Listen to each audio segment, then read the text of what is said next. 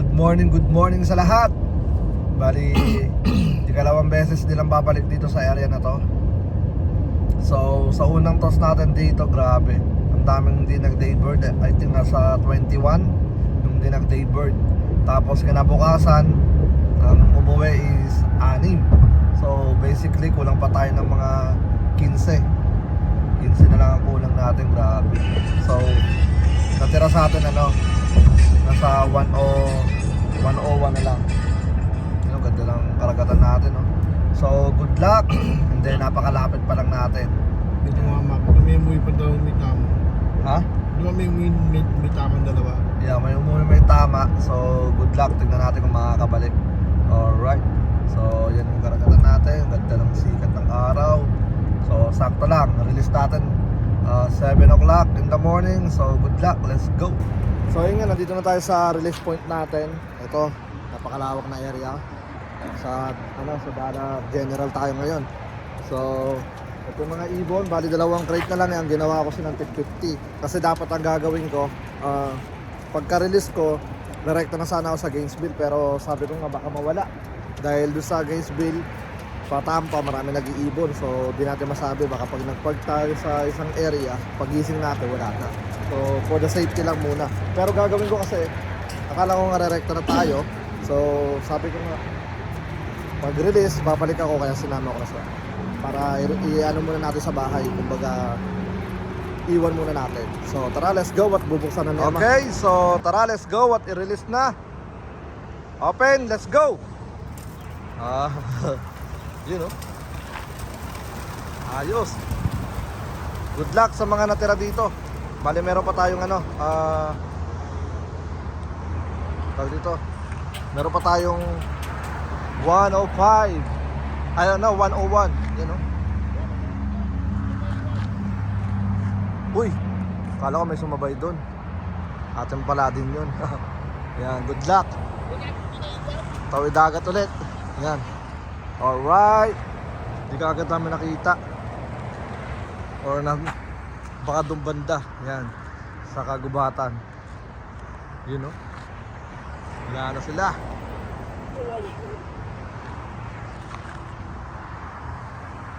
So yun na nga, bali good luck. And then tawag dito, pahinga sila ng bukas. Tapos low fly sila ng Sunday. Tapos toss ulit tayo. Alright, so good luck sa mga makakauwi. And then doon na tayo makita sa bahay. So yun na nga mga kabaro ko to, bali pabalik na tayo sa ating sa ating kampo. And then tinatry ko makita yung mga ibon kung maabutan natin dito. Wala akong makita kasi marami rin puno. Pero sa tulay, nung tayo mag video, baka meron tayong makitang tumawid. Alright, let's go. So ito na yung natin ulit, karagatan. Wala kami napansin. So hindi ko sigurado. Sana this time halos sabay lang sana tayong dumating doon. Tingnan nyo naman yung tatawirin nila kung makikita nila. Yan, yan yung tatawirin na nilang dagat. Yan. Yan mo sa gilid mo pa. Yan o, tagos din. Tapos ang pinakalikod mo, wala pa. Alright, so drive na muna tayo. Dekade to. So yun na nga mga kaburo ko to, bali nandito na tayo sa bahay at wala pa tayong natatanaw sa kalangitan. So tambay tayo saglit sa likod. And then ready tayo maya maya kapag ka meron ng lumitaw. Then yun na, tingnan natin kung sino yung tatagos at mauuna rito sa Campo Capistrano. And then good luck mga kaburo ko to. Sana marami pa rin tumawid. Baka matakot pa rin sila kasi lumapit ako sa karagatan ng Bahagya. Kumbaga mas lumapit ako kaysa nung una natin tos. Kasi nung una natin to sumabot tayo ng 17 miles. Tapos yung eto nasa lang siya, nasa 13 to 14, mga ganyan. So good luck. And then tingnan natin kung matatakot pa rin sila tumawid doon. Doon pa rin sila dadaan sa pinakamalayo. Kasi merong daan pa, may daan pa naman na walang tubig pero lalayo sila. Tapos tsaka sila babalik. Kumbaga parang iigutan nila yung tubig pag ganun. So tingnan natin. Alright, so sana matuto silang tumawid. Dahil tag dito mas sila mapapalapit kapag tatawid sila. Alright, so tara, let's go. Abang-abang tayo saglit. Grabe, meron biglang lumitaw. Hindi ko na video yan, nasaan? Alright, sino to? AU? Ano to, third day. Third day kay Kuya GM. Yeah, bali, kakauwi lang. May tumunog, kakakala ko yung nasabi na panood mo. Yeah. Sino? Nagulat din ako, may biglang rumekta. Ano yung kakayasin mo ito yung babaw? So kay ano yun, kay Kuya GM. So kakarating lang, bali third day siya. Yan yung unang 17 miles natin. So kakauwi lang niya. Alright, good luck, let's go. So yun na nga mga kabro ko to, bali wala pa yung mga ibon. So sigurado akong umikot na naman talaga yung mga ibon na yun. Yun yung natin, tag dito kung bakit wala pa sila. Grabe, tawid dagat lang yun, napakalapit sa amin, no? Wala pang anong pa sa amin yun, wala pang may lumilipad na eh. Wala pang sa amin yun na 10 minutes. Nasa tulay ka na. So yun na nga, bali abang-abang muna tayo bago tayo mag-ready papuntang Gainesville. So tara, let's go. So yun na nga, bali 8:10. Meron na tayong nasilayan na 3. Ano siya mo, sipag talaga niya mo. Tapos mamaya gigibayin daw niya to. So ayun, 3. May 3 tumagos. Grabe, kanino kaya to? Ayun, no? Blue bar white flight. I think kay Kuya palagay ko lang kay Kuya Jason Pena. Yan. So tingnan natin pagbaba. Bali lumipad sila ng ng 55 minutes. Alright, so tara, let's go. Tingnan natin ito magsibaba. Ito yung mga ibon. Nabutan na sila ng second drop. Ang taas oh. Yan na sila, naglilitawan na. Bali almost 1 hour silang lumipad sa natin, sa second toss natin sa tawid dagat. So isa lang ibig sabihin niya, malayong iniikutan ng mga to. Yan. Dapat dito sila tatagos dito eh. Pero dito sila naglilitawan lahat. So isa yung sa sign na tag dito malayong iniikutan nila, pero babalik-balik tayo doon para lalo silang mas masanay. So kaya ko nasabi na possible na kay Kuya Peña yung yung kasama sa first drop, kasi siya yung may ibon na blue bar na isa lang yung puti sa pakpak. So mamaya tignan natin pagka bumaba na sila. Grabe, nandiyan yung mga ibon. Alright, let's go. Grabe ang kulit ng mga ibon natin. Bali dahil sa malapit pa lang naman yung pinagtusan natin, pagdating dito hindi pa kontento, nagre-raging pa yung mga ibon. Nasaan na sila pa? Sana sila? Ayan, nililinis na niya yung mga gagamitin. So, lumayo pa. 2 lang to nandito sa area natin. Ayun, umikot pa sila dun. 2 lang nakikita ko. Yung grupo lumalayo pa. Ito, 2. Nasaan na yung grupo? Ito, 3. Alright, so yung iba lumayo, yung madami. Ayun pa isa, taas oh. So update ko na lang kayo pagka dito na sa lugar natin may ikot. Teka lang, hintayin na natin isang ikot pa siguro. Yun, nandun. 4 lang to nakikita ko rito. Yung grupo, dumere-diretso dun. Ito po, blue bar oh. Ibay. 4 lang umiikot dito. Dumiretso? Ano yun? Nabitin pa? Nabitin pa yung yung mga lumitaw ditong madami. 4 lang tong umiikot dito sa area natin. Alright, so update ko kayo maya maya kapag lumitaw na sila.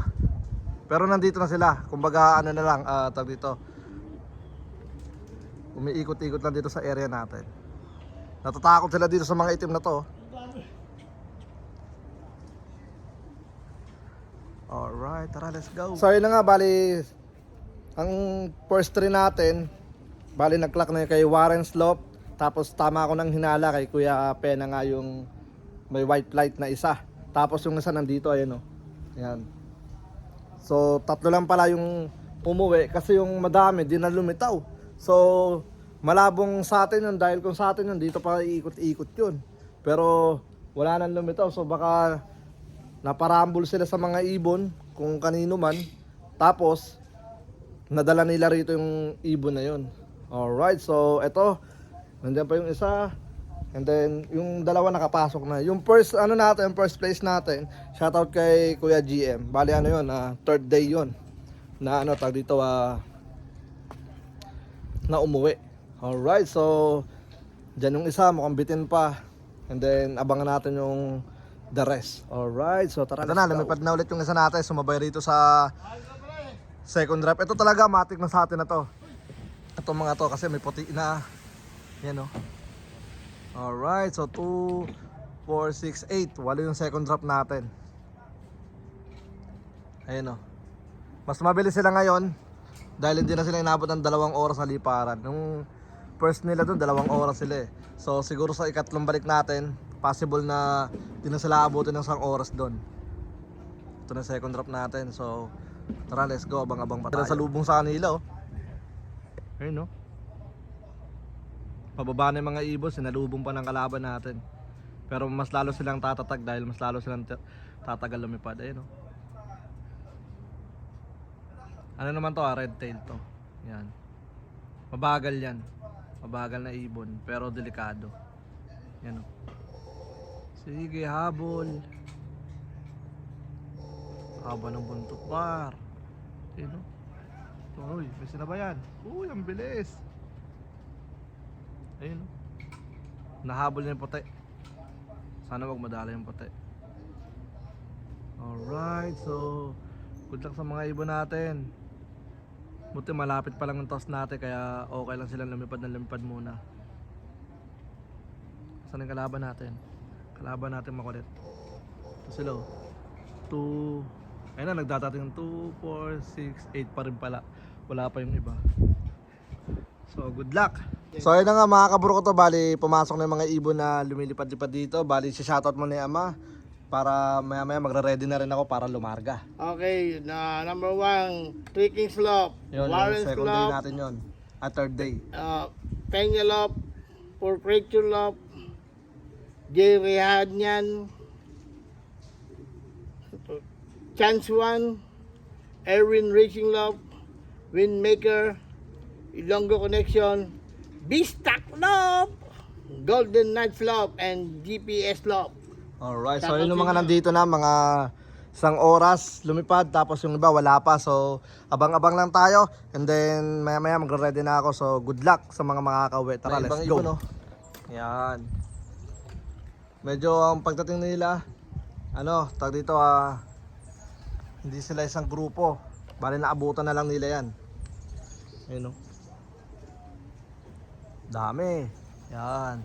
So ang pagdating niya 3, 4, 2, 1. So maganda yun dahil nagkakaroon sila ng sarili-sarili nilang utak. Alright, so tara, let's go. Abangan nyo na lang sa aming kampanya. So yun na nga mga kaburo ko to. Bali meron na tayo rito nga 80 na umuwi. So ito sila, ito yung mga tsura nila. Grabe, 2 hours silang lumipad.